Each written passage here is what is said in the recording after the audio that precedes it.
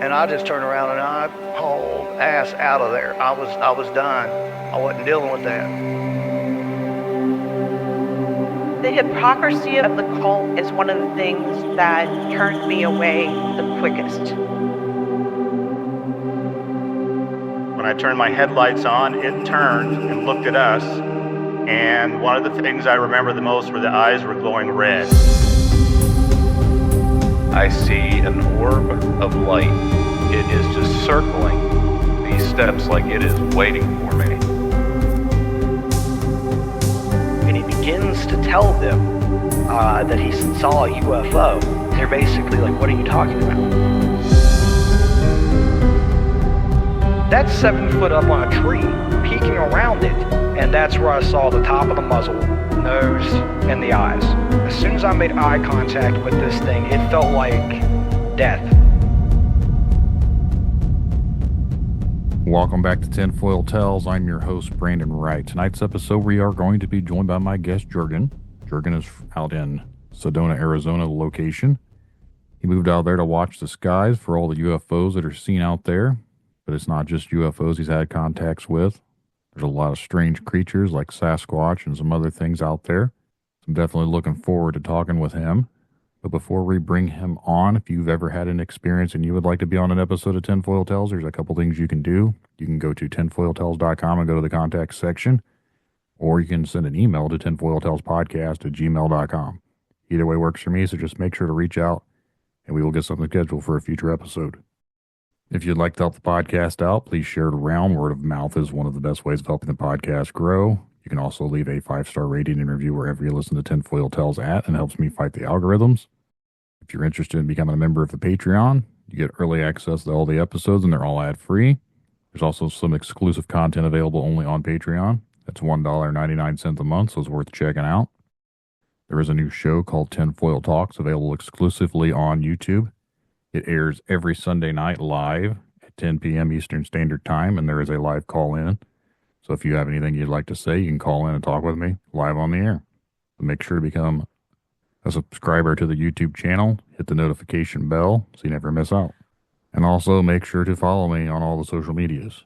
But we're going to go ahead now and bring Juergen on, dive into that conversation. So sit back, relax, enjoy the show. I'd like to take this time to welcome my guest tonight, Juergen. Thanks for coming on here and talking to me. Yeah, absolutely. Appreciate you having me on and giving me a chance to kind of share with people what's been going on out here near Sedona, and hopefully encourage people to maybe come witness the phenomena for themselves. Yep, not a problem. Would you like to let the audience know a little bit about yourself before we dive into it? Yeah, absolutely. So, I tried really hard to just be normal for the longest time. And when I was like 24 years old, these really bizarre things started happening to me. Weird things would happen in my room at night and things like that. But the weirdest thing was I was driving someone home on the freeway, and all of a sudden all the cars in front of us came to a stop, and I couldn't brake in time, and we were going to just smash into all these cars at like 60 miles an hour. And there was a flash of light.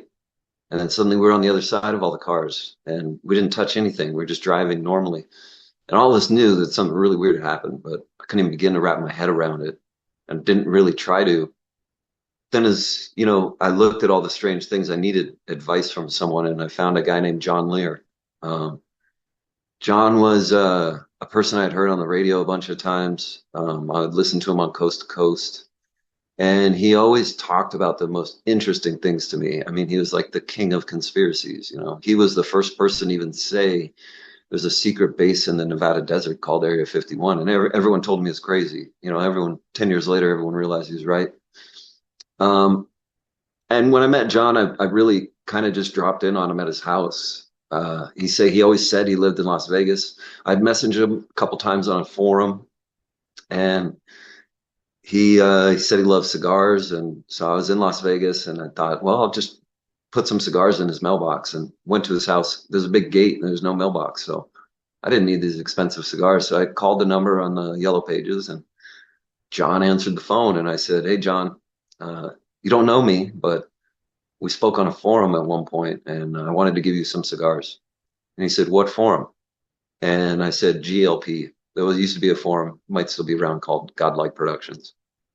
And he said, GLP, you better come on in. And he opened the gates and I went in. And that started like a 15-year friendship with me and John. He passed away a couple years ago now. And John became like my mentor. I mean, he was the one that kind of eased the stresses and anxiety I had about these strange phenomena happening around me. When I told him what happened with the car not crashing, he instantly was just like, oh, that was the grays. I said, what? He said, yeah, they just prevent things from happening when they're not supposed to. Or something is supposed to happen, they'll come and interfere. And I was like, you need to talk to me more about this. Then finally, John told me all about Bob Lazar, and, John and Bob kind of exposed Area 51 together. And he had all these pictures and, information from high level people that he knew and had received. And so John had convinced me the UFOs were real. But I wanted to see one for myself. It's such a different experience to think they're real and to see one and know they're real, actually. And so I used the incident from the Rendlesham Forest, and there's binary code translation from that incident that revealed locations on the planet. And I thought, well, if I want to see one of these things, I'll use one of the locations on the list they provided, apparently. And Sedona, Arizona was the closest one to me. I lived in California. And first time I came to Sedona on a camp trip, I went on the UFO tour with night vision. And I mean, we saw 100 and some UFOs. It was like this mind-blowing thing. I couldn't believe all these years of me questioning if they're real or not. You can just come see them. And that got me hooked. I would come back every year on a camp trip for like 10 days. That started as a week, then 10 days. It got difficult for me to get people to come with me. I had friends that liked to camp, and after a couple trips, it's not for everyone. It's weird to say to somebody, hey, you want to come watch UFOs fly around with me and then crawl in your tent and go to sleep? And it's just a little much. And so the first year I went by myself, I went on a hike, and it was the first time I ever camped alone. And a Bigfoot followed me. And let me tell you, I wasn't expecting it. It was as shocking to me as it would be to anybody. I found a clear foot and handprint from it. And in the place I was, I had found petroglyph carvings of Bigfoot and of its footprints. The other bizarre thing is there's a carving down there of a saber-toothed cat. So these carvings could be as old as 10,000 years. And I needed to find out what was going on. So I started looking into Bigfoot reports in Sedona, and that led me to a guy named Tom Dongo. He was a researcher out here for a long time, and he researched a place called the Bradshaw Ranch. And I messaged Tom on Facebook. We became friends. We're still friends. Tom's been a great help. And I started talking to Tom about what was happening. And he told me the ranch is still there. He hadn't been there in a long time. It's abandoned for 20 plus years. He said the activity there, it was pretty dead. There was nothing really going on there anymore. But when Linda lived there, Linda Bradshaw, she had these constant encounters with a white Bigfoot. She called it Big Girl. They have a book they wrote together called Merging Dimensions, which I highly encourage people to read. And even though he said the activity there was dead, I just wanted to see the place. There's a YouTube video of Tom Dongo presenting his evidence from the ranch to MUFON in like the 90s. And that video had the best collection of evidence I've ever seen. And it all came from one location.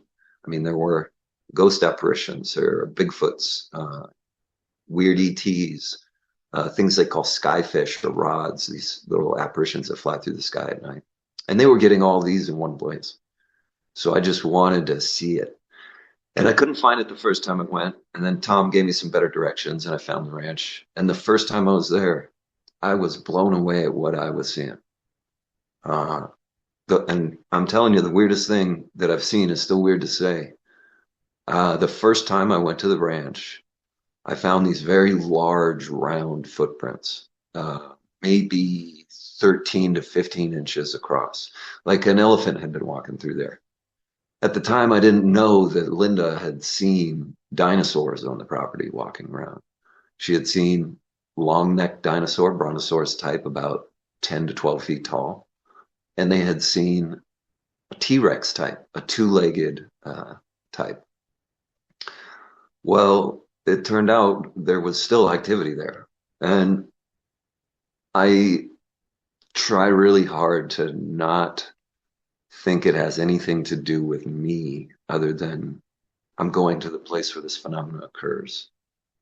Started to hear that this phenomenon occurs on that ranch when a catalyst person shows up. And that's what Linda was. And that's why things only started happening there when Linda moved to the property. Oddly enough, the Bigfoots are still out there. And they put you through this process. And they put Linda through a process. She talks about it in her book. Now, she didn't realize it was a process until she looked at it in hindsight. And when I read her book, I realized, oh, this is the exact same thing that's happening to me with these things right now. And so it starts with you acknowledging them that they're there and not trying to catch or capture them. Your intent with this stuff really matters a lot. And so she started trying to feed them.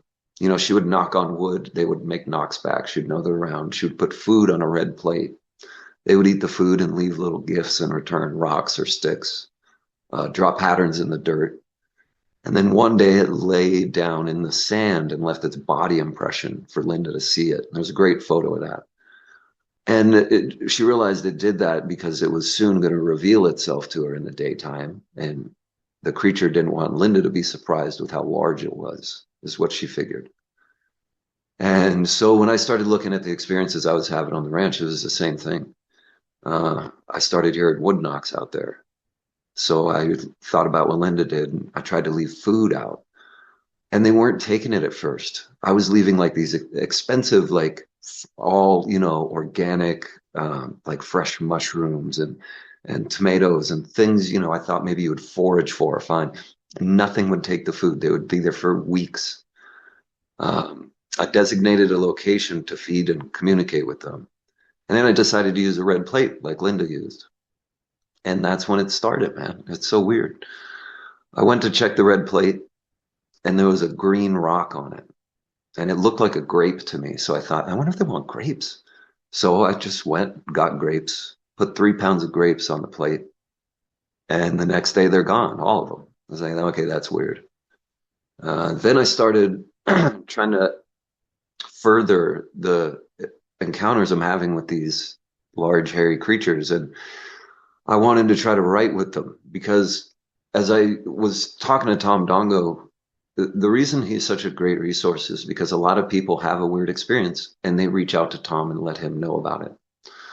So he told me about a guy in Indiana who purchased a large piece of property because there were Bigfoots on the property reportedly. And he was doing his little experiments, and he said he left out books. And when he went to go get them, he said the books had been critiqued. I don't know any more details. I do not know, unfortunately, what that meant. But they were intelligent enough to critique something. So, what part of Indiana? 'Cause that's where I'm from. I will have to ask Tom. He was very kind of vague with some of the details because this guy didn't necessarily, but apparently it was like 1,000 acres of property and some like multimillionaire guy investor bought it because they were going to develop it into houses and he didn't want that. When you said Indiana, it really piques my interest because like, well, I'm from Indiana, so. Yeah, I'll see if I can't find out more from Tom and let you know some more about that. That would be cool. Mm-hmm. So I started feeding them and then I put a chalkboard out and drew some symbols. Then I left its body impression in the ground for me twice.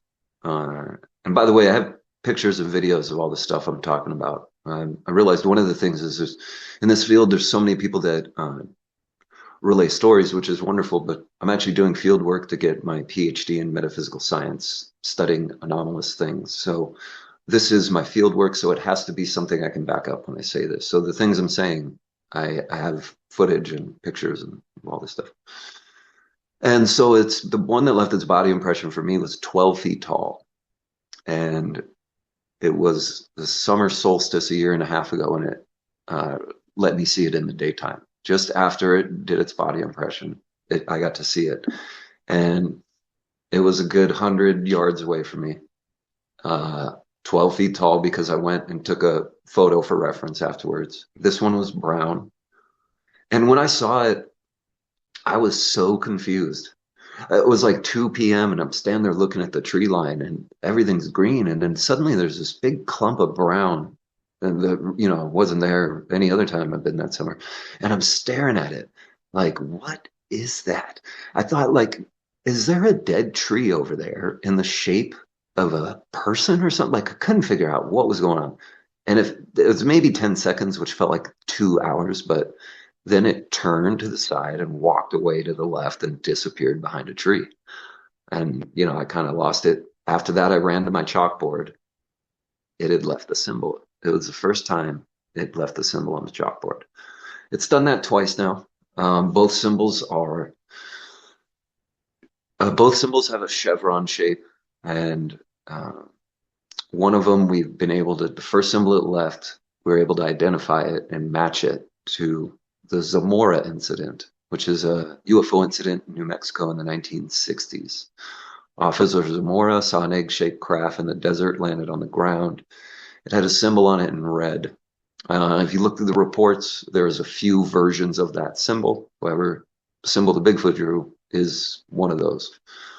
And I don't know why the ranch or the entities on the ranch are referring to old UFO incidents, because they did that to Linda.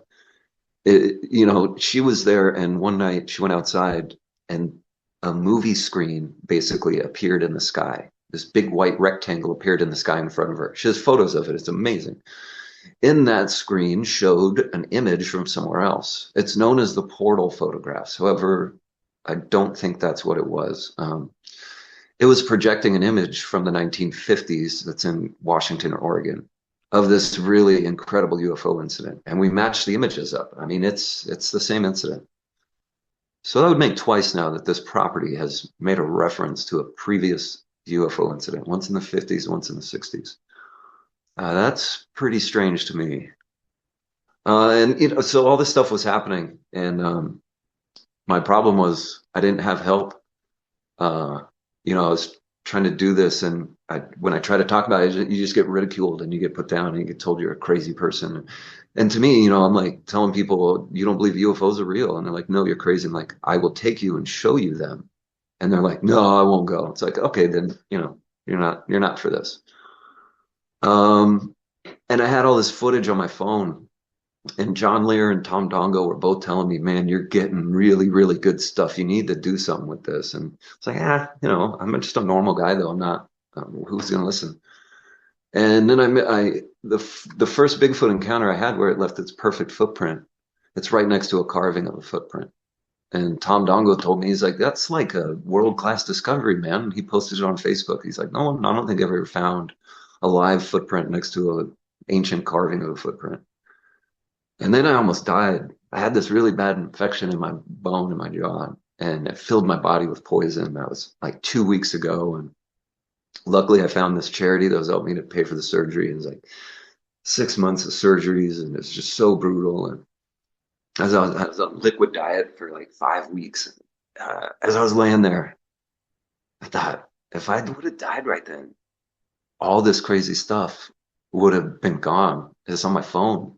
The Bigfoot let me take its photo out there one night. I have this amazing photo of the creature as it just hunkered down. It squatted down next to the house one night and let me get its photos. I think it's just because they trust me. They know what I'm doing there. And at that time, it decided it would let me do that. And so I decided to put together, some kind of video of this stuff that was happening out here and the evidence I had already collected. And all the years I spent with John Lear, he told me that the one thing he regretted was using his real name. It caused him to lose his job as a pilot, which is what he loved to do more than anything, was fly airplanes. And so when I was going to come out with this, I decided to just use a pseudonym. And I, the one trouble I had was like, I knew what if I used a fake name, people are going to try and analyze it like crazy. What does he really mean by that? So I just put my real name into the Wu-Tang Clan name generator, and it gave me the pseudonym Hoodoo Tall. And so I just would just use that. So if people want to see, footage of the things, you can go on YouTube, and if you look up Hoodoo Tall, HOODOOTALL, you'll see my old footage. I'm putting up new episodes still. We're about to put up another episode here in a couple weeks. That's the last 2 years of my encounters with the creatures, some of the things I've been telling you about. And there's another painting I found out here that is also, we're looking 10,000 years old. There's a painting of a mammoth there, so that kind of helps you date it. And there's a painting of a white Bigfoot there. There's a painting of a mantis creature. This phenomenon is incredibly real, and it's been here longer probably than we have been. I mean, if I can find paintings and carvings that old, the Ice Age, and people are still reporting sightings of these things that we are today, it kind of lets me know that sightings, yes, completely understanding them, maybe not, because we've been trying to do it for 10,000 years, apparently. Maybe they're old concepts, or these are some sort of gods or something, is actually applies more than somebody telling me it's a big hairy ape that we haven't discovered. There's no way. It's impossible. Not with them existing here near Sedona. There's no way there's a giant 12-foot ape running around that nobody's ever seen. And I've found little foot tracks before, ones that are 6 inches. And down where the carvings of Bigfoot are, there's also carvings of ETs, all kinds of them. Sky people, ant people, people with antenna on their heads.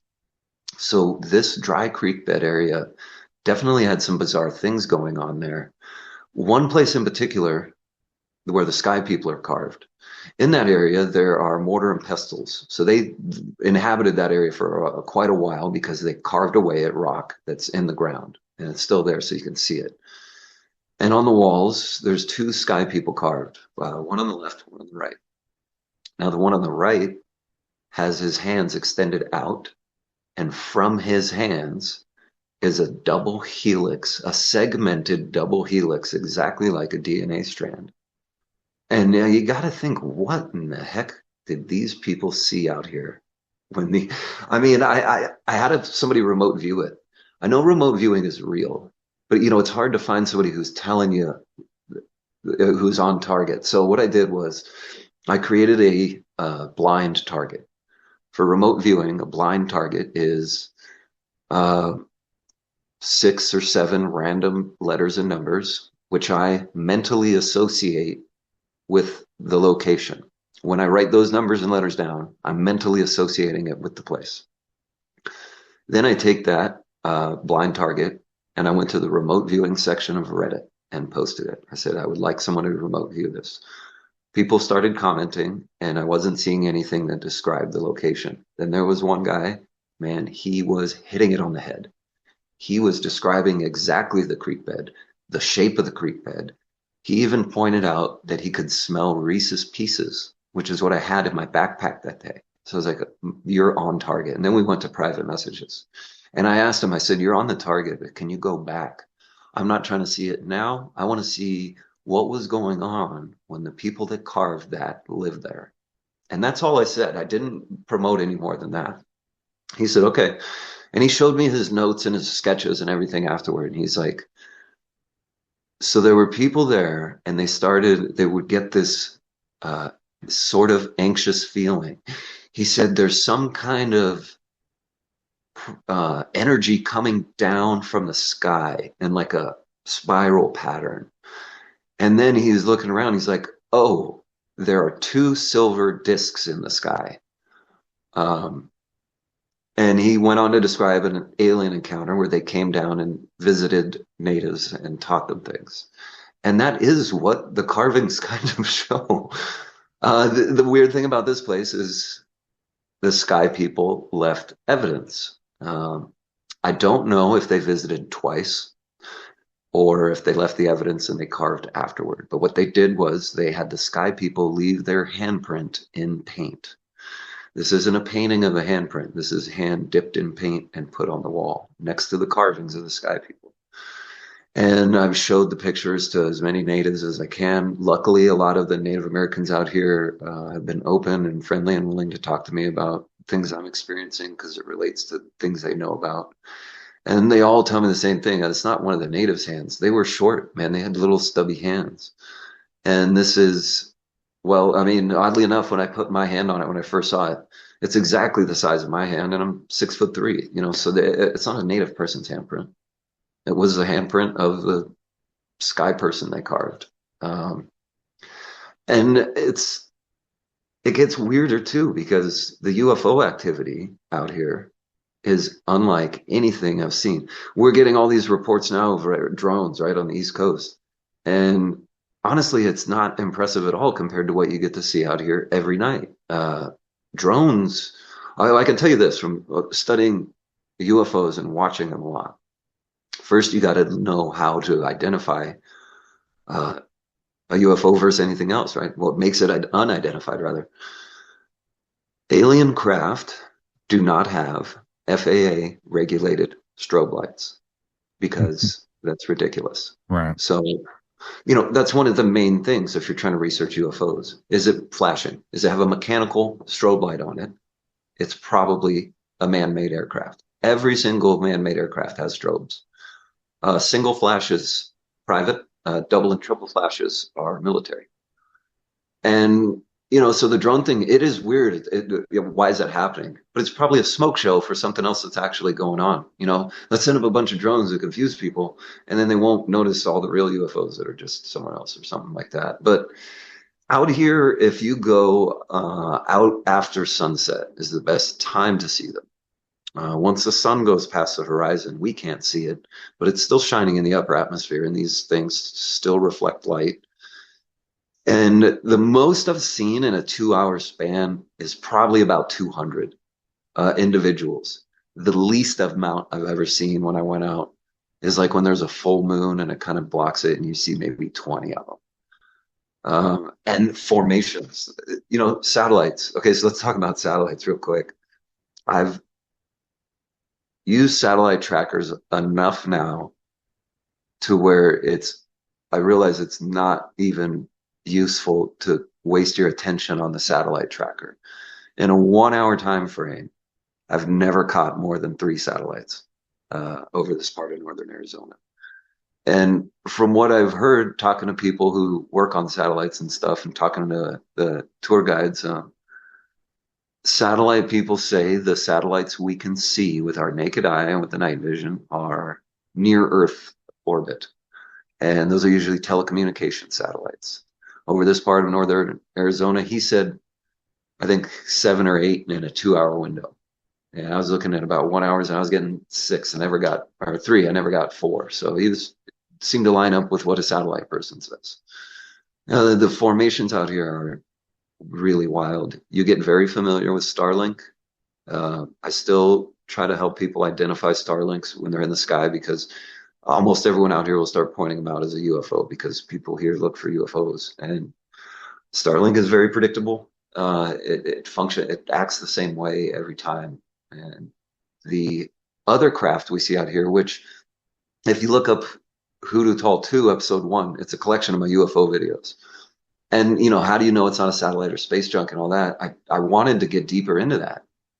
I moved here 2 years ago just to see if, forget camp trips once a year. What if I'm here all the time? What's going to happen with me and these creatures and all that and UFOs then? Can I bond with them? Can the encounters grow? Is this part of our natural process of maturing our soul, while we're on a low-level planet like this, and so we can eventually get back up to higher levels at some point. And maybe if you're on that process of enlightenment, these things interact with you more because you can handle it. You're aware of it. Your awareness definitely affects it. If you don't want these things to come around, you're not as likely to see them. It's really bizarre. And then with the UFOs, up until I moved here, a couple times I flashed a laser at them and they would flash a light back. And I thought that was pretty neat, honestly. I thought that was really cool. That showed some sort of intelligence. There is the randomness of, okay, well, what if that was coincidence? What if that's a piece of space junk? Because I was on Discovery Channel on Alien Encounters Fact or Fiction on episode 3 at the end. And this lady is trying to tell me that like everything we see is just space junk. Oh, it's just space junk. It's like, okay, well, we can't get anywhere if you just write everything off as space junk. So with people like that, they say, well, when you shined your laser at it, it was coincidence. It happened to hit the sunlight and reflected back at you. It was just coincidence. I said, okay, that's funny because this was about 2 a.m. There was no sunlight for it to reflect off. The sun was on the other side of the planet. But I'll keep trying other things. So I didn't, I do trial and error. I fail at a million things before I figure out something that works. And I was out with the night vision on the UFO tour. And Melinda, who runs the tour, and I, we've become pretty good friends. So she'll usually let me have the night vision before everyone else. While she gives her introduction talk, I can hook my camera up to it and get some filming. And there was one evening, I was the only one with night vision at this point. She and another woman were discussing consciousness. And at the time, I was filming a very dimly lit craft. I had seen it maybe about a minute before or so. I think it was about a minute or so total time the craft was visible to me. I didn't film it that whole time because I was filming, I'd look around, okay, then go back. And then so I focus in on it and I hear the 2 women speaking, and one woman asked Melinda, do you think they want to connect with us consciously?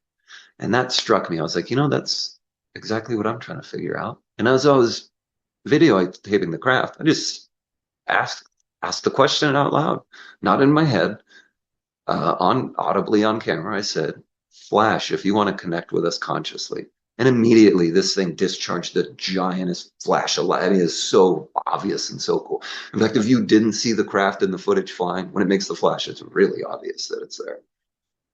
And that kind of threw me off. I said, oh, they're replying. And I didn't try it again that night because I was kind of overly excited that it happened once. So then the next time I went out, I decided to try it again. And it didn't work the first few times. And then I was sitting there watching this craft fly by. And it was going at a decent pace, nice and fairly slow, very bright. And I saw it discharge a flash of light without any prompt from me.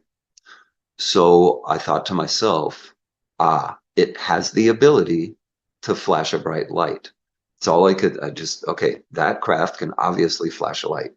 So I watched it for a few minutes to see if it was doing it at regular intervals, because I've seen them do this and I've timed it, and it'll do it every 7 seconds or every 12 seconds, and bang, there it goes.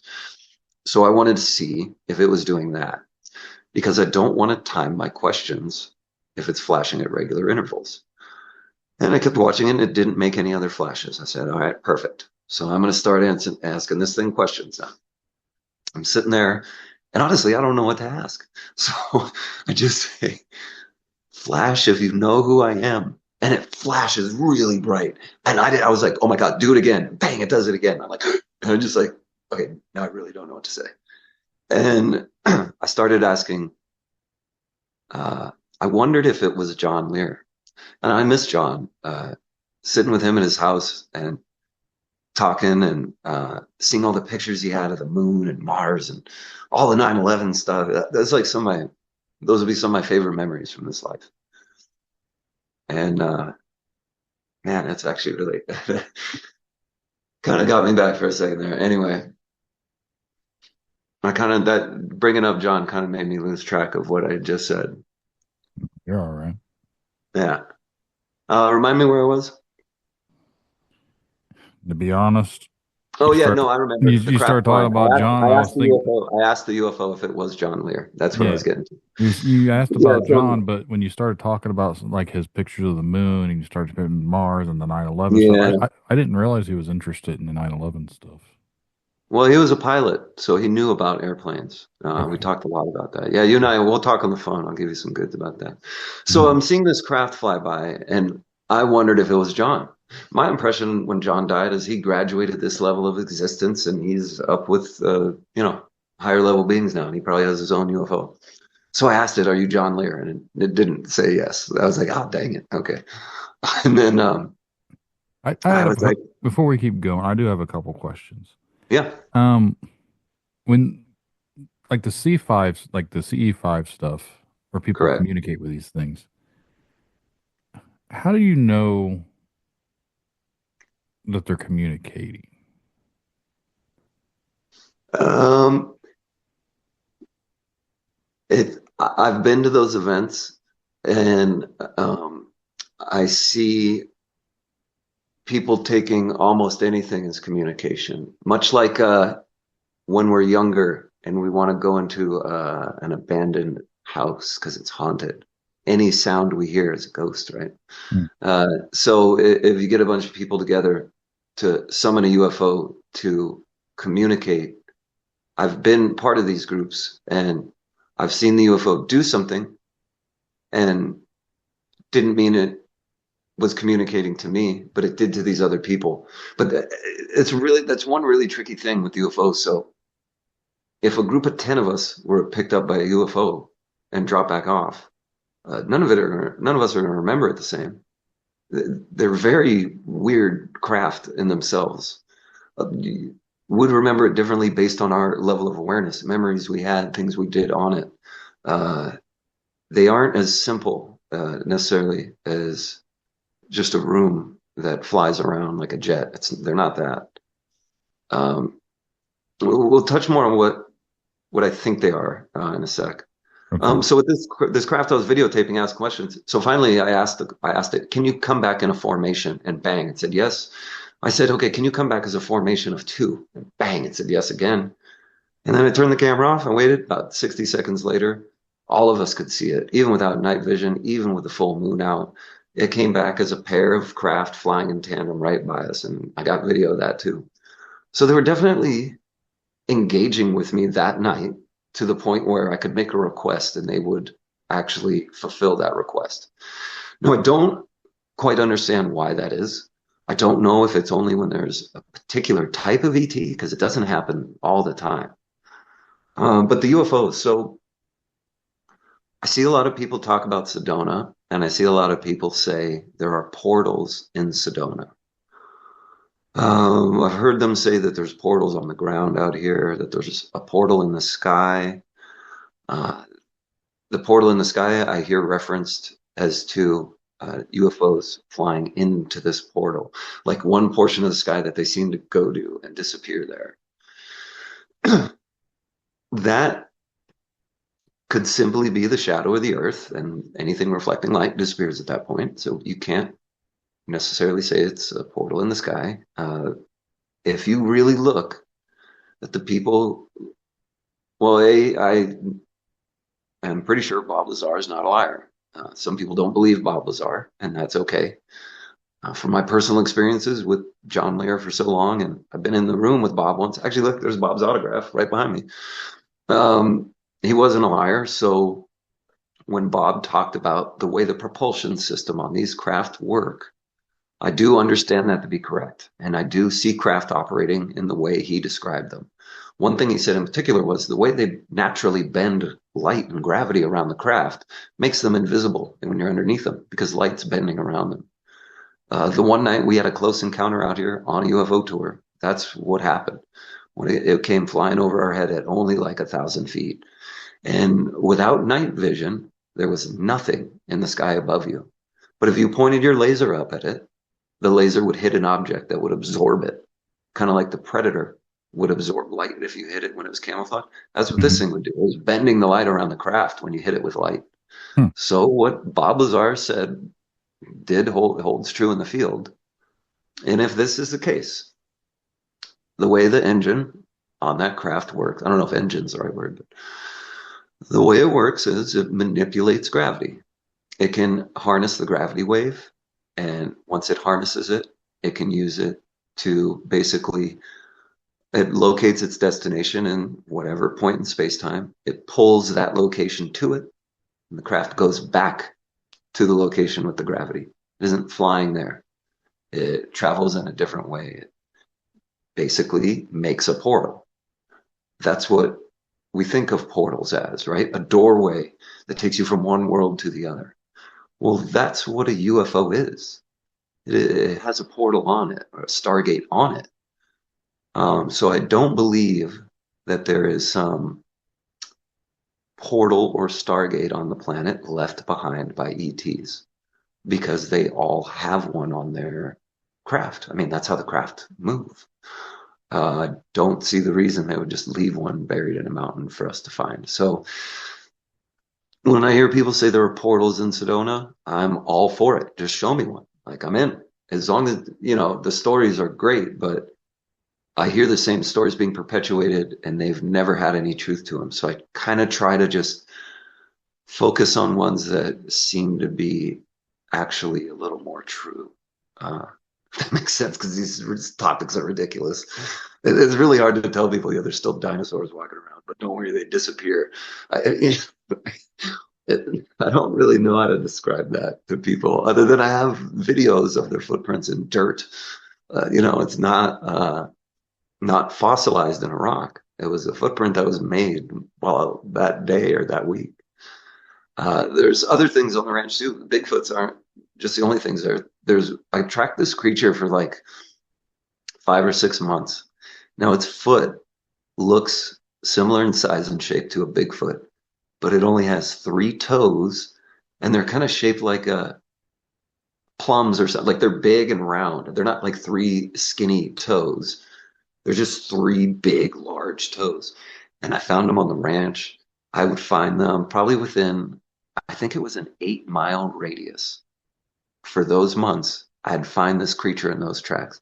One of them, I actually got a 3D LiDAR scan of it, because it must have been really damp that night. When this thing stepped, it smashed the soil up between its toes. And when I found the print, that's what was there. The 3 giant toes with the soil pressed. I mean, it's obvious they were toes. I did encounter that guy once in the daytime. There's an area where the painting of the white Bigfoot is, and the mammoth. And I was walking around there, and I heard it on the ground. I don't know if it was napping or something. I heard it roll. And that sounds weird, but you could hear the branches break, and you could feel it. I can't imagine an animal that weighs as much as these things weigh, because you feel the ground when they are around. And so I heard the branches, and I heard this thing roll around, and I kind of paused, turned my camera on. By the way, you turn your camera on, they tend to disappear, but turned my camera on, started walking around to see what was happening, and found the 3-toed track again there. Then there's round footprints, big round ones. Linda said there's brontosaurus on the ranch every now and then. The first round tracks I found, I mean, it's what they look like. The other ones I find are about 8 to 10 inches in diameter, maybe up to 3 inches deep. Now, I'm about 175 pounds. I don't really make an impression in the soil, in the ground I'm talking about here. If I do, it's just a boot mark. I'm not indenting the ground. When these things step, they're displacing the dirt. I mean, it smashes it down and it mounds up around the sides of the foot. I have no idea what makes those round footprints. There is this weird creature out there we've only heard. Tom Dongo, one of his favorite stories is him and Linda Bradshaw were out there one night, and something roared like a lion. And he said right when it did it, they had 7 dogs back then, because Bradshaws would keep any stray dogs that came through. And so all 7 dogs took up and ran off in the direction of this roar. And he said him and Linda, they were convinced they were going to be picking up pieces of dogs. And he said, but it quieted down, and all the dogs just came trotting back like everything was fine. Like they knew the creature, like they were friendly with it. And I was out there one night. So the most difficult part of trying to study this is to have encounters. You need to go out at night. You need to bring almost nothing with you. If you have cameras and electronics and stuff, a lot less is going to happen. So if you're only trying to get evidence, that's one thing. I'm not. I'm trying to understand it, and I'm trying to see what evidence I can bring back from those encounters. And so what I have to do is I need to go in there in the middle of the night alone without a flashlight, or I try to keep my phone on me, but I'll put it on airplane mode or something. There's nights when I don't even bring my phone. And man, really weird stuff happens. I have some before and after videos we're editing together now. Like I'll shoot video before I walk in, leave everything in the car, come back out, shoot another video. And it was just maybe it was earlier this summer, it was this year. I was out there in the middle of the night and I heard it roar like a lion. And oh my gosh, I just kind of stopped. And this is where the difficult part comes in and why I end up having to go alone. Because you want to leave. When you hear that, your instinct, everything about you tells you to run back to your car. And I would bring friends and something like that happens. They don't let me stay. So I don't have the chance to go in the direction of the creature because they're pulling me back to the car. And so, that night it roared. My phone was in my pocket and I had my tripod. Put my tripod out, put my phone on it, turn the video camera on. It's nighttime, so the video is really just showing the horizon. I was hoping I would be able to catch audio of this thing making noise again. So I'm standing there, I just set the camera up and kind of forgot about it. It wasn't important to me at that point. I'm trying to gather myself and I'm trying to narrate so that I have audio of what's happening. And I heard it again. It didn't roar the second time. It made just the weirdest grunting, groaning kind of oddness.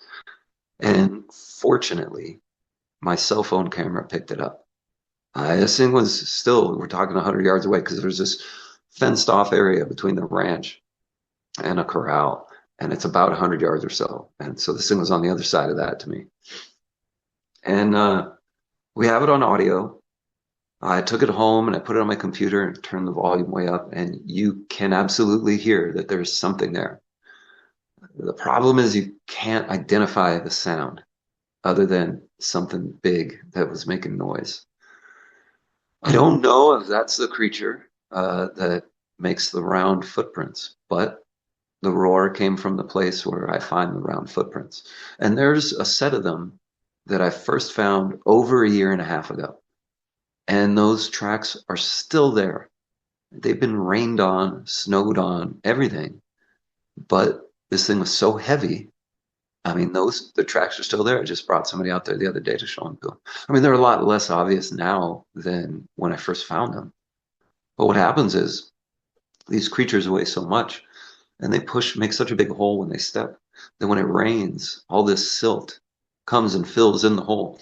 So you have these areas where it's very, very rocky. But when they step, they push the rocks down and it fills in with silt. So you have these very clear tracks that you're easily able to identify, and you'll see the left-right transitions.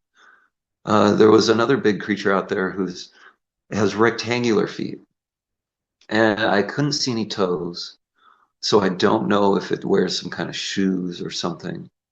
The weirdest thing about it is it plays hopscotch. Found this 4 or 5 times. It goes up on the hillside and it does this footprint pattern of 1, 2, 1, 2, 1, 2, 2, 1, 1. It's playing some kind of game. It's not a natural way to walk. There's no reason to walk that way if you're hunting or anything. So maybe they just have a good time when they're out there. Everything seems to point that they are metaphysical in nature. These are not terrestrial things. We would be the dumb monkey in relation to a Bigfoot. I promise you that. The Patterson-Gimlin footage. The people have asked me a lot about that. From fieldwork, if you put a trail cam out, everything stops. The creatures don't show up anymore. Nothing happens in that area. So I get a little frustrated when people go out and put trail cams in the area, but I don't interfere with other people's stuff, so I leave them up, and I just move what I'm doing to another part of the area where there aren't trail cams. But these things can sense electronic devices. So when you see shows of Bigfoot hunters going out into the woods with these giant infrared lights and infrared cameras, and they think, oh, well, people can't see that stuff, so we'll be able to sneak up on a Bigfoot. You will not.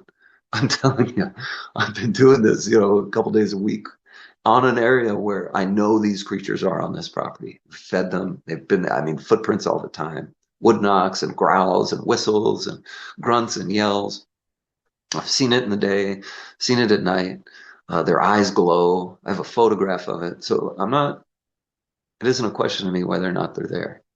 Now that I know where they are, I want to take time to see how to properly interact with these things. Because I've heard they can speak and write and do all sorts of things we can't. One of the things it did on the ranch was walk through a wall. And a monkey can't do that. It just can't. There was an Old West movie set on the ranch for a long time, and then it turned into like a Wild West show. At one point, they had a little building that was like a general store, and that little building was all boarded up. Little building, I think it was only like 14 feet by like 12 feet. Not a big store, just a little thing. Well, one night, when Linda lived on the ranch, the Bigfoot went into that building and found a jar of fireball candies, like pepperball candies. And it sat on the floor, opened the jar, the lid off the jar, peeled the wrappers and ate 100 of them, and then walked through the wall and out again. They had to take the boarding off to get into that place to see the mess it left. But it certainly walked right through the walls to get in and out. And the nights I've been out there and we've heard it causing damage to structures. Very obviously. Like the friends I had with me asked me, is there a construction crew at midnight out there destroying the ranch? What the heck is happening? I was like, no. Something is just angry out there. I don't know why it's angry, but it is. And we go back the next day and there's nothing at all ruined or destroyed. There's no sign of any damage. And that was driving me crazy until I heard the hunters in the Sierras and the Sierra sounds that are at the end of Missing 411 The Hunted. So those guys obviously had creatures there. They have the best audio we probably have gotten of them. And they had nights where the creatures came into their property and it sounded like they were destroying everything, and they come out and everything's fine. Nothing's destroyed. So they got video. Patterson Gimlin got amazing video. And the reason I think they got it, 100% Patterson Gimlin, they were hand cranking that camera. That was not an electronic device. I think when they got that, we were at a point in our technology where it maybe worked for that kind of thing. That creature didn't realize it was being videoed. It knew there were people there, but it didn't just kind of vanish or disappear, because I didn't think it clicked that was a video camera. Just thought it was something. And when you have a digital video camera, they really get elusive. And I have friends that are scared. They're like, I don't want to go camping out there now because there's Bigfoot. I'm like, just turn your camera on. You literally have nothing to be afraid of. Like, if you think there's a Bigfoot outside of your tent, just turn your video camera on and it'll go away. No problem. Because it would come to my campsite all the time. And the one night that it came through and I had two people camping with me in my tent because I had a big tent. One guy had his gun out, like drawn. I'm like, dude, you can't, don't do that. He's like, oh, I want it to go away. I was like, get your camera out and turn it on. He got his camera out and turned it on. Silence immediately. Because it knew. It was reaching out. I don't know why the creatures kind of made themselves aware to me out here. I would have done no work with Bigfoots unless they encouraged me to. I came out here just to watch UFOs and see what I could, gather from those.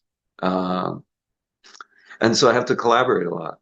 And when I put out my footage on YouTube, the Hoodoo Tall documentary, that was really the first time that people were somewhat supportive, and that people would send me a message and actually make the trip out here and help me investigate. Like, you can't imagine how bizarre that was for me to have people approach me in a positive way about this kind of thing. And I hope to do more of that. I'm almost done with my dissertation for my PhD on this stuff. And one of the things I touch on is we need to be able to normalize this subject. I have 3 encounters that I remember. I don't like the word abduction when it comes to those kind of encounters because I wasn't abducted. I mean, that was an experience, but it wasn't like I wasn't stolen away in the middle of the night, and it wasn't violent, wasn't invasive. It was each one was quite an experience. They're very jarring. They don't feel natural. They feel really weird when it happens. And there was nobody I could even go to talk to about it. And so I bring that up as in my dissertation that one of the problems is people who have something happen to them have to encounter a double trauma and they end up with no help. You know, they have this really wild encounter. It doesn't matter if it's a ghost, if it's a UFO or a Bigfoot or whatever. They had this traumatic experience. Then they go try to get some peace of mind about it, and they're ridiculed and put down and made to feel worse. And so it's not okay for people who have had genuine encounters, who have genuine evidence. They don't want to bring it out because it's just going to result in attack. And I've been the subject of these attacks. You know, people I've never met, never know me. They make up the wildest, craziest stuff about me, and I just have to accept that's how it's going to be. You know, the one thing is, I don't feel like a destination. It's not about me. That's why I used a pseudonym. It was to show people these things are real.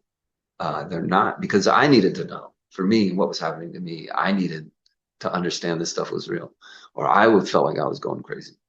And I think there's other people out there in that boat. And you can't imagine the therapy you get from going out and just watching UFOs fly around. Much more normal you feel maybe for the first time. I never felt like I belonged. To know that there's more out there, oh my gosh, made me feel so much better. Maybe we don't need to belong here.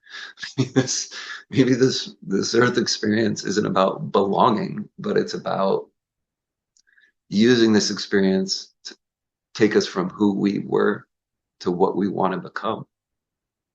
And I had a chance to test that a bit. One amazing thing Tom Dongo did for me is he gave me the opportunity to talk to Clifford Mahudi before he passed away. Clifford was a Zuni elder. He's been on Ancient Aliens. He has loads of videos on YouTube of his lectures. And he grew up in tribal life. And he learned from his grandfathers. And when he got older, he went out into what he told me, like the white people world. And I got an education as an engineer. But what he did was he would even test things he learned about from his grandfathers. He would test them with science when he was getting his degree. Like one thing he told me is like, well, when I was young, it hailed. There was hail coming down. And he asked one of his elders what that was. And the elder told him, oh, don't worry, those are seeds from the gods. He's like, wow, okay. And later, when he was in university, he remembered that. And it hailed out where he lived, and he collected some. And he brought them in, and cut each one open. And every single one of them had a seed in the middle. Now, don't know if the elder tribesmen ever cut hail open, but they knew what was in it. So, you know, I have a lot of respect for that type of wisdom. I don't care if you learned it from a book or from life itself. Wisdom is good to have. And so Tom told me, hey, I'm going to introduce you to Cliff. Cliff doesn't talk to people. He's like, he's not going to say much, but, you know, we'll just see what happens. We'll go to breakfast. So we go to breakfast, and I'm sitting there, and Cliff isn't saying much. The first thing Cliff says to me is, just so you know, everyone you meet is a total idiot. And I was sitting there like, okay, you just called me an idiot, like to my face. Like you basically just told me you think I'm an idiot. And I just took it in. I sat there and thought about it. I was like, all right, that's a challenge. Like, he's not going to say anything if he thinks I'm an idiot. So I got to see if I can communicate with him on his level. And so I said, hey, Cliff, like, can I tell you what life seems to be uh, so far and what I figured out or anything and see what you think? And he said, yeah, sure. So I said, because I spent so much time trying to fit in before I realized maybe you're not supposed to. And I told him, life really does seem like it's a bridge. It's a bridge from where we were before this life, and it's a bridge to take us where the destination we wanted to get to. And if life is a bridge, don't build your home on it. I don't think it's a good idea to build homes on bridges. And Cliff stopped eating, looked at me, and said, yep, and started eating and then unloaded. I mean, 2 hours we spent. Cliff wouldn't even stop talking. It was so great because I had all these petroglyph carvings I had found, paintings, and I needed somebody who really knew what they meant to tell me what they meant. But that was also just kind of this verification to me that somebody as wise as Cliff would also kind of come to that conclusion that, life is this journey we're taking. If you can retain the ability to keep learning, I think you'd be fine. You meet a lot of people who are also, a lot of people I run into in this field especially are self-anointed experts. An expert is an authority figure. A self-appointed authority figure usually doesn't age well. So I hope we can kind of get to this consensus where people are stop arguing over who's an authority figure on a UFO. Like, nobody, obviously. I mean, I'm going to get a PhD in metaphysical science specializing in anomalous research, and I will be the first one to say I'm not an expert in any of these things. How could you be? Imagine if I told you I was an expert in cars, but I'd never owned a car. Like, if you're going to be a UFO expert, you better own one and tell me how it was made and built and how you fix it. And I mean, that's what an expert would be able to do. But we get people that collect stories or collect evidence, and then they say, well, I think I should be considered an expert in this. And the problem I run into with that usually is once they make that commitment, now they stop learning. Because how could they learn anything else? They're an expert, the authority figure. There's nothing else for them to learn. That's basically what they're saying. And it gets hard to have conversations that involve critical thinking and trying to determine what some of these things actually are if you have a bunch of people proclaiming that they're experts and whatever they think or whatever they're making up is true. We can't continue to making up stuff is fun. Like, I get it, make stories and stuff, but at some point we need to have some people who are taking this subject seriously and able to validate it in some fashion. I've always People said when someone claims they're an expert, especially on topics like this, it's really hard to take them seriously, at least from my stance, because I don't feel like anyone's quote unquote an expert, especially if you have to tell people you're an expert. Exactly right. Yeah. If you're good at something, other people will be saying it. You don't need to go around virtue signaling, I'm good at this. Well, if you're good at it, everyone else will know that and they'll say it. Yeah. Yeah. And so, we have this field, like this esoteric field that we get a lot of self-proclaimed experts because there is no genuine authority. There's nobody to say that they're incorrect when they make claims about things. But I'll give somebody a tip. You got to really look into things that have been proven incorrect. And when people use that as their base material, they're usually going to end up making things up. And the other thing I've seen too, people choose this field because there is no actual authority figure. A lot of us, every one of us, from the time we were a kid till some point, wanted to think we were special or unique, right? Like we see LeBron James and we're like, there's something about me that's special too, right? And we can't figure it out. And for the most part, there isn't. We're just all normal people. But I do see people coming into this field to make themselves feel special.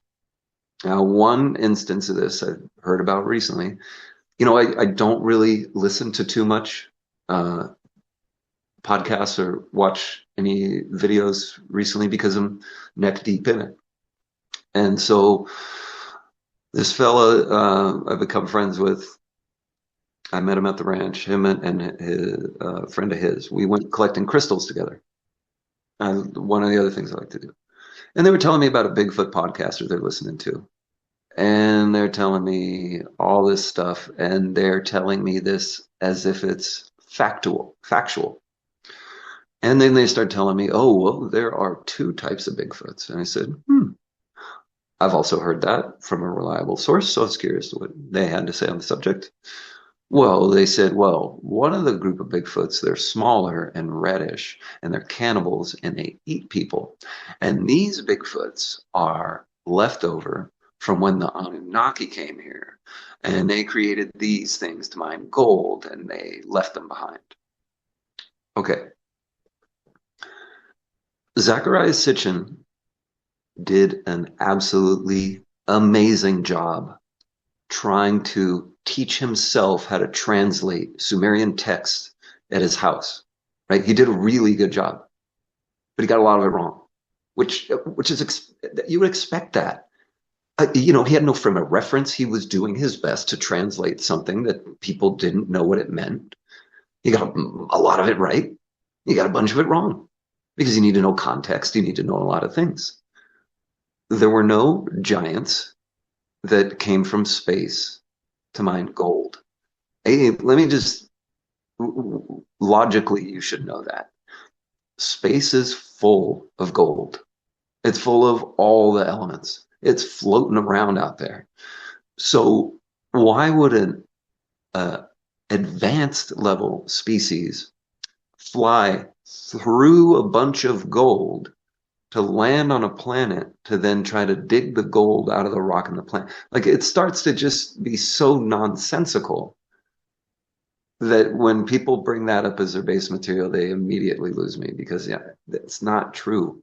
I'm sorry, but it just isn't. That's not what happened. And you can look, who did a really good job is the Y-Files on YouTube. They did a good job talking about the Anunnaki stuff. And, it's just mistranslations. And nobody that's ever translated those texts has gotten the same stuff Zecharia Sitchin did. They got what it really says. And the one bummer about that is, you give all the credit to aliens, you're taking away the credit of the people who did the things at that time and created a civilization that wasn't there before. Give humans some credit along the way for accomplishing some things. I'm not saying that there even was an ET influence. I think there's ET influence all around the planet. I don't think they're aliens from another planet. I think they're souls just like us that have graduated the Earth level of existence.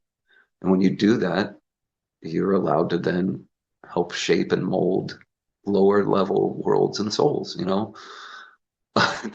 It's funny. So I'm into soccer a lot, and in soccer they have promotion and relegation in Europe. At the end of the season, the top 3 teams move up a league. The 3 teams on the bottom get dropped out of the league, and that way you keep the best teams at the top and the bad team. And souls might be something like that. And Earth level is not the top league, You earn your way out and earn your way down, and death is an upgrade or a downgrade depending on how we act and what we do. I can agree with that.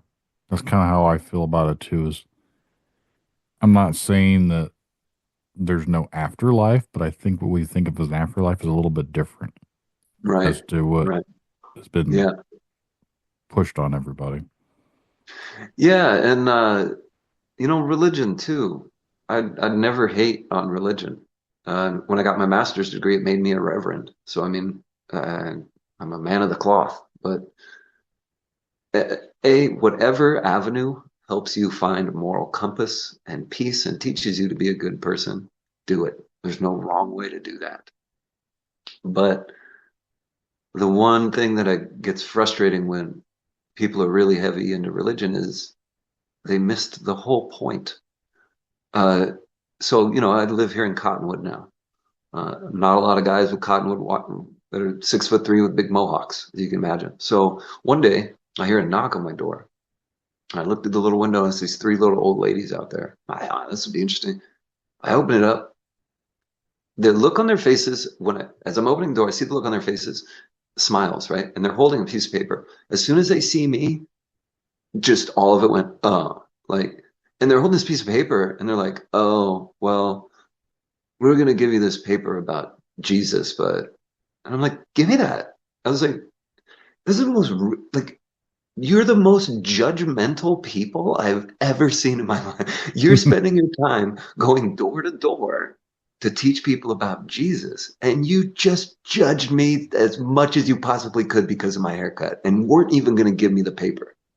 Right. So are you religious? It doesn't seem like it. It seems like you're using that as an excuse to not take responsibility for how you treat people and say, well, God made me that way or something like that. So I'm not against religion. I don't think the alien thing is going to make religion go away. I think it can help provide the same thing religion provides for some people. I do think this subject can provide that for those of us that couldn't get it from religion. I couldn't, because when I was growing up, we went to a Christian church. And you know what I remember most of that? How much everyone talked down to me the whole time. Or when they go to brunch afterward, how they treat the wait staff. I've never seen anyone more condescending, because they just feel like they just spent an hour praising the Lord and you didn't. So I'm better than you. Like, that's not religion. That's not what you're supposed to be learning about religion. Don't use it as a flex on people. So there's people in the UFO industry that do that, right? They use UFOs as a flex to make them sound like they're better than other people, just like they do with religion. Then there's people in religion that use it for what it's for. They learn the lessons that are told about in a book. And in our case, we're learning lessons about telepathic communicate, or we're learning them through telepathic communications from ETs. Now, I can't say that I get those, but there have been plenty of people that have proven to do that. I mean, Billy Meyer, I don't really care how much hatred Billy Meyer gets. Like, I produce the most phenomenal photos and videos of UFOs we'll ever see. And there is a lot of his pictures that have been debunked. And John Lear and I went to John Lear and asked him all about this stuff. And he knew all about it. He said, well, what we started doing is we found out, we meaning the government, the US, we found out where Billy was getting his photos developed. And so what our government was doing, and he said they spent millions of dollars trying to debunk Billy. If he was a liar, they wouldn't have done that. He said they found out where he's getting his photos developed, and they were sneaking in fake photos they had taken to his real photos. And when he was getting home, Billy couldn't tell the difference. And then they're pointing out his fake photos. He said that was one of the tactics that we had used against Billy. But look at the old documentaries about Billy's footage. They tried to replicate it. They made fake models of the UFOs that looked the same and shot the same shot. And it's not the same. It's different. It's the one he filmed was a real craft. And then you have one of the other most remarkable cases I've ever heard about. And as long as I've been into the subject, I cannot believe it took me so long to hear about her. Her name is Dorothy Izat. And she lives, on the Canadian border, I think, US-Canadian border somewhere. And there's a documentary online on, I think, Amazon Prime called Capturing the Light. I happened on it randomly. You will not believe the footage this woman gets on film, on like actual old cameras that have reels of film. And she has, I think it's 20,000 or 30,000 feet of footage. And she has visitations from them. And if I'm going to believe somebody about what the aliens want, I'm going to believe the woman who's providing the best footage of them, not the person who's telling me the Anunnaki were digging for gold. And, oh, the other thing too, the guy the podcaster who said that there are two kind of Bigfoots, and one of them were created and left by the Anunnaki.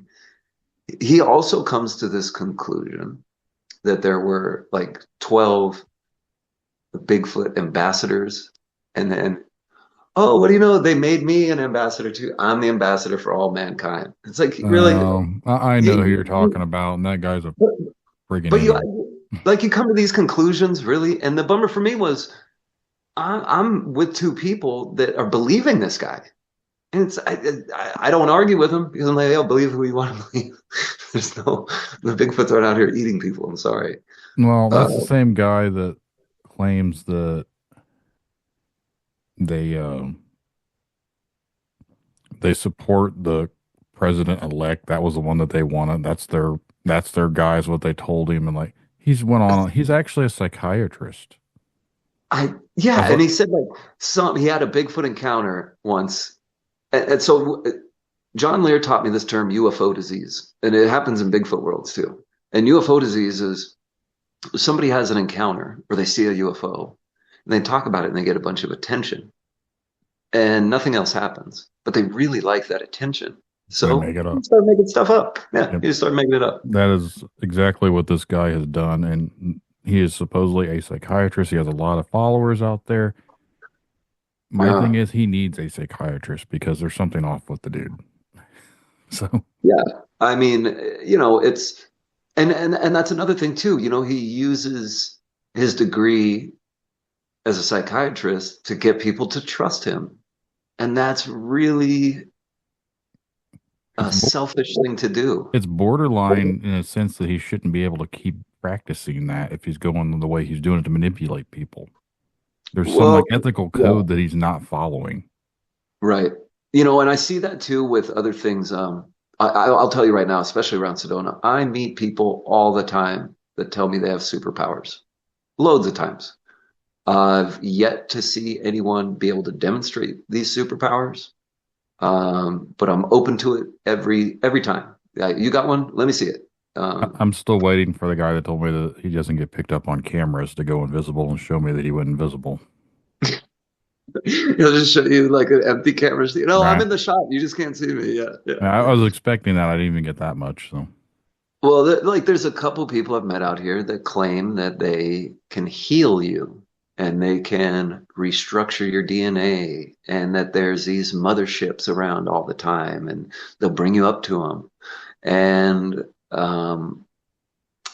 the reason it gets me upset is they have ads out where they cater this to people with cancer or people really struggling with things in life. And I'm sorry, you're not going to cure their cancer. Don't fill these people with that false narrative and false hope. Let them get the help. Let them spend their money on treatment. Don't try to scam money from people that don't have disposable income. There are a lot of wealthy people that want to get hypnotized and learn about. Don't prey on people that need every cent they have to get cancer treatment and things like that. So I get hit up by a lot of people that are quote unquote healers.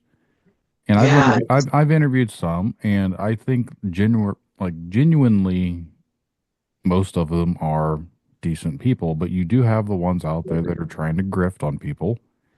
But then you also have some that I honestly believe they believe what they're saying. They believe they can heal these people. Yeah. But I don't think they can.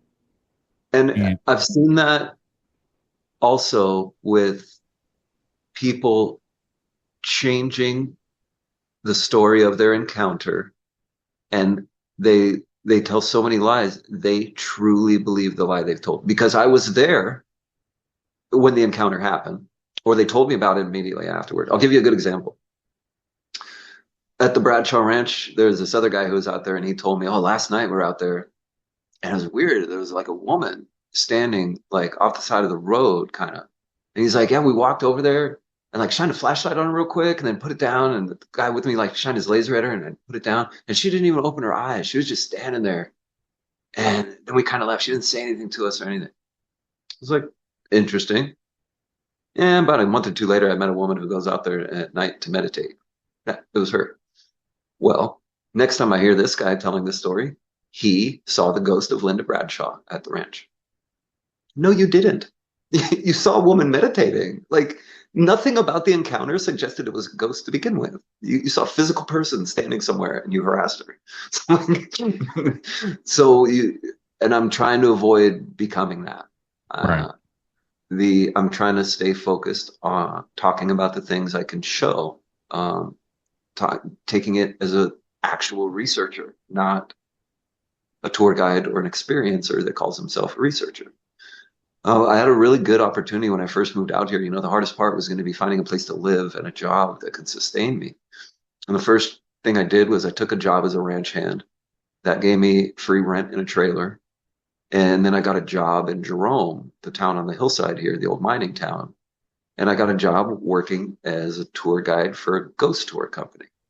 There was a Now, place in Jerome that I've been to Sedona, I've been to Jerome, and there was a restaurant there that they claim is like the most haunted place in Jerome or whatever that I ate at. Like this was, the asylum. yeah, this was like 15 or longer years ago.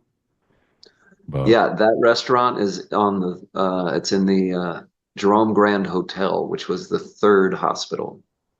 So when I took this job, you know, I took a ghost tour in New Orleans, and a guy walked us around town, pointed to old buildings, told us some history of them, scary things that happened. That was it. I thought it would be a cool job. You know, I was like, oh, cool, learn the history of Jerome, spend my days outside. Seems like fun. Well, it wasn't that. I mean, I did have to memorize like 30 pages of town history, which was good. I liked learning. But these tours, everyone gets a spirit box or an EMF detector. And the first tour I went on just to train, my mind was blown away. I told the tour guide, I was like, this has been like an incredibly active day, right? She's like, no, it's been really slow. I was like, what? I mean, we had more than a season of ghost hunters in a 2-hour tour. And I did that job for 6 months, like 4 or 5 days a week, 5 tours a day, you know.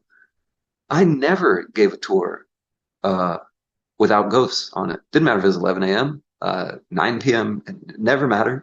By like the second week, they knew my name. We'd turn the spirit boxes on, and they would just say my name. And I'm like, I guess we're starting now. And I could ask them like, what color is my shirt? They'll just say green. Or the only time they answered weird with that was, so I was wearing a red shirt, and I said, what color is my shirt?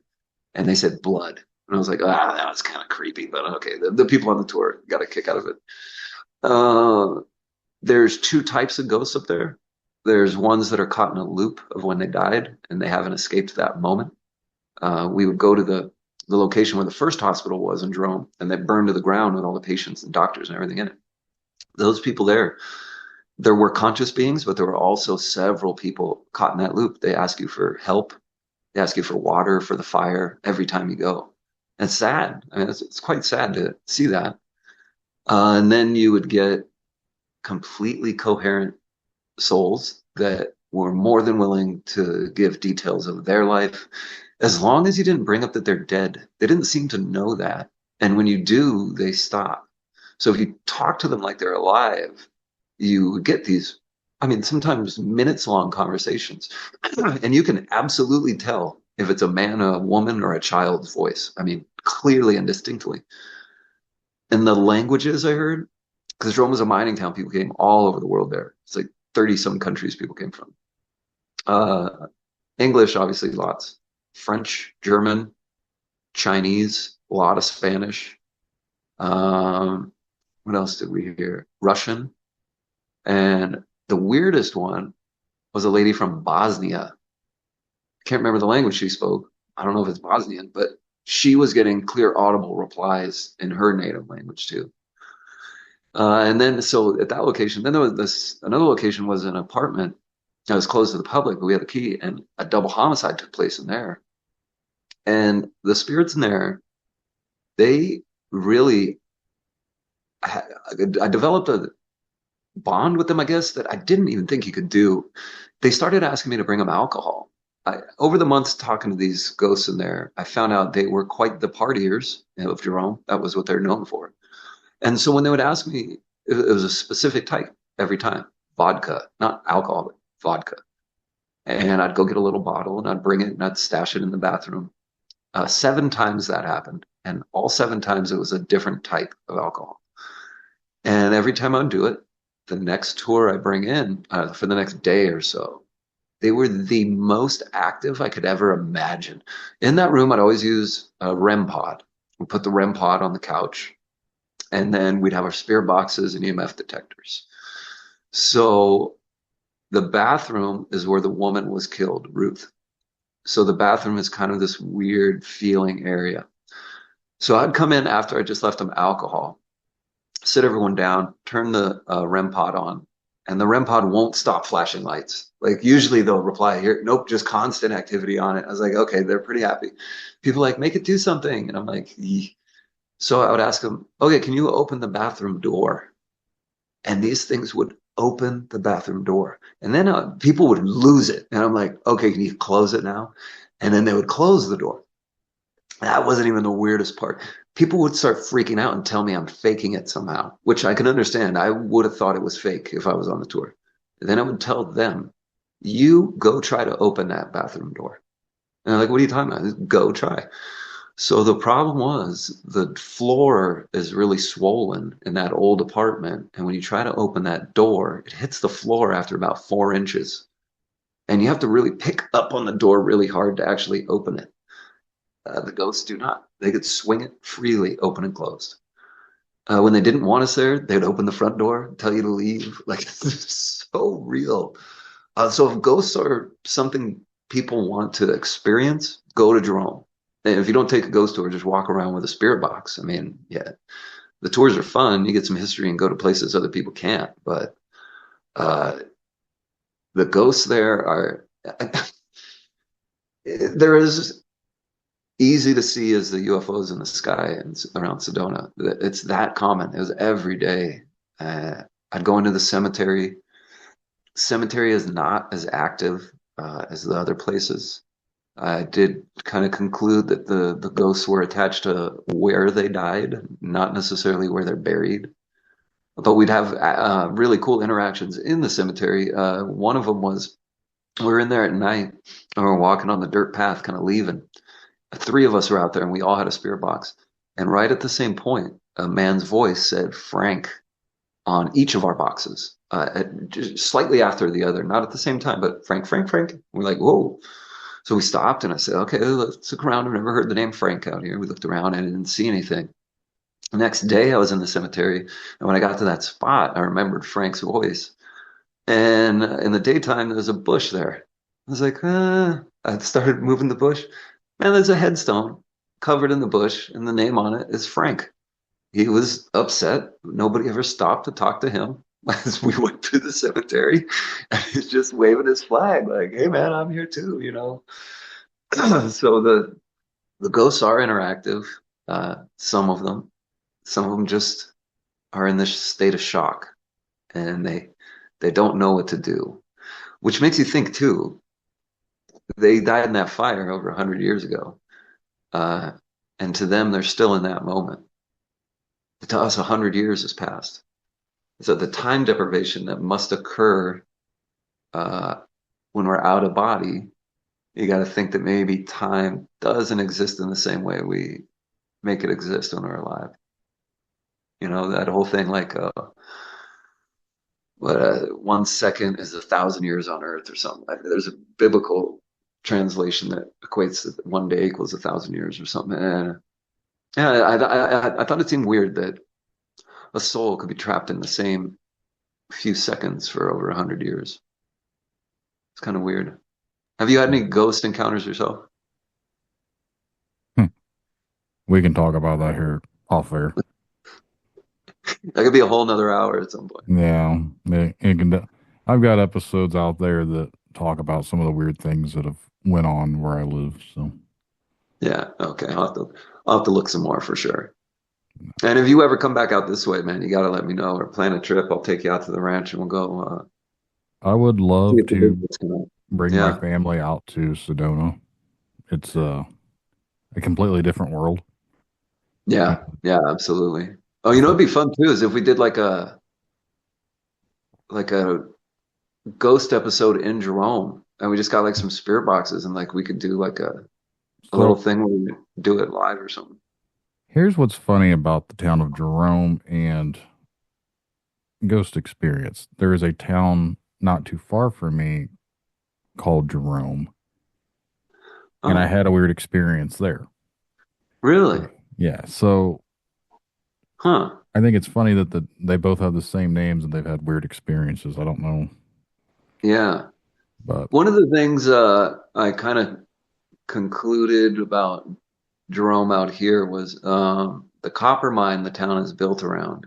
They pulled $1 billion with a B dollars in copper out of that mountain, and there's still more than that in there. hmm And copper is incredibly conductive. So I kind of feel like the presence of all that copper is maybe what's giving the ghosts up there the ability to be so active. There's an energy source right next to them that maybe feeds that activity. right. Yeah. It just seems like it could be, No, that's definitely a possibility. They say water is also a conduit, so there's a lot of things that happen around water sources too. And I'm pretty sure this town of Jerome around here is right next to like a water source, so kind of. Yeah, especially with like underground caves and water go hand in hand almost. hmm Well, we've been going on now for about an hour and a half. Figure we could wrap this one up. It's been a great conversation, but before we do, I'd like for you to let everyone know where they can find Yeah. your video at. Yeah. Is it okay if I give my Instagram too? That's where I Yeah, post usually current whatever, stuff. whatever you want to talk about. Cool, man. Appreciate it. Yeah. So if any of this kind of touched you or got to you in a way that really kind of meant something like this subject did to me, and you feel like you're tired of reading about it or seeing it on TV and it's time to see it for yourself, all you really need to do is schedule yourself a trip to the area near Sedona. And Sedona can be an expensive place to stay, but Cottonwood is right nearby. That's where I live. And it's completely reasonable. And you're still going to see the UFOs. And you could still go on the night vision tour in town. So really think about it for yourself if this subject really interests you. And if you want to see the footage I've already put out, you can just search Hoodoo Tall on YouTube. And for current things happening, I usually post them to my Instagram and to stories, which is at a baby raven. A baby raven is a logo I came up with for those of us that are trying to use our experiences in life to become wise at some point, like a raven is. Ravens are seen as really wise in many cultures, and scientists actually have shown that ravens are the third self-aware thing on the planet, aside from humans and apes. And I don't think I'm wise, but hopefully I can learn from my experiences and become wise like a raven. So it felt like that made us baby ravens. And yeah, on there, I post up projects I'm working on, ways I'm trying to get new interactions. If you have some ideas that you think are not evasive to the creatures, send me a message on there. Let me know.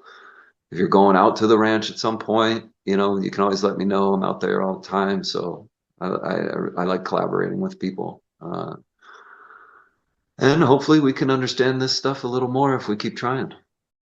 You got any links? If you just want to send them over to me in a message, and I'll just copy them and put them in my show notes for anyone listening. They just click on it and find your stuff. For sure. We can definitely do that. Well, it's been a pleasure talking with you. Likewise, Brandon, I really appreciate the opportunity. And if more weird stuff happens, no problem. Come back on and updating you. Sounds like a plan. Thank you very much. All right. Thank you. Have a good one. You too. For anyone out there listening, we'll check you on the next one.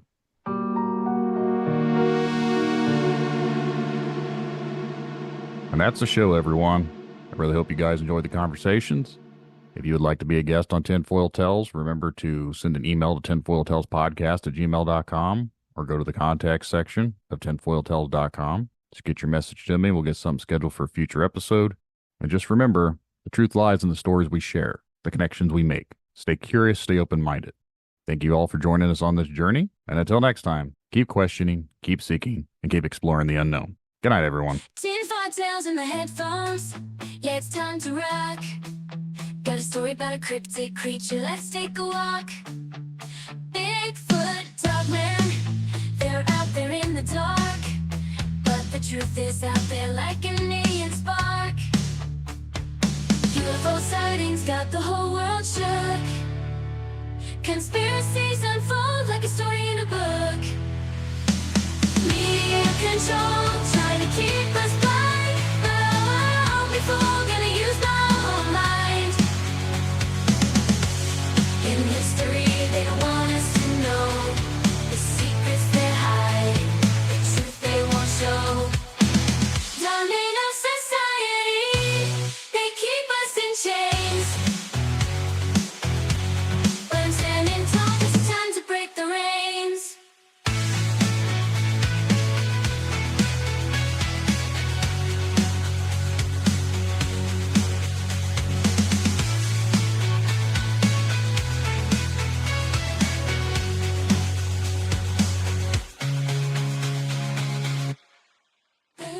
Control, trying to keep us blind. But I won't be fooled, gonna use my own mind. In history